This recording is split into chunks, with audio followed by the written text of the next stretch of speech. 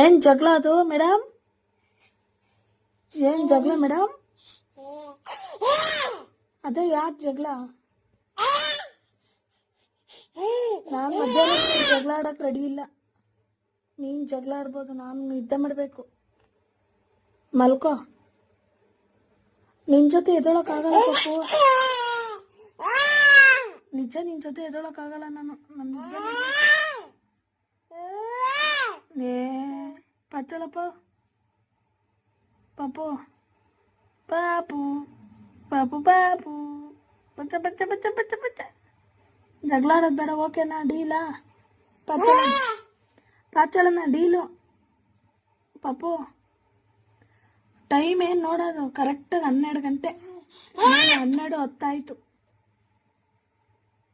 ಪಾಪು. ಏಯ್ ಪಾಪು.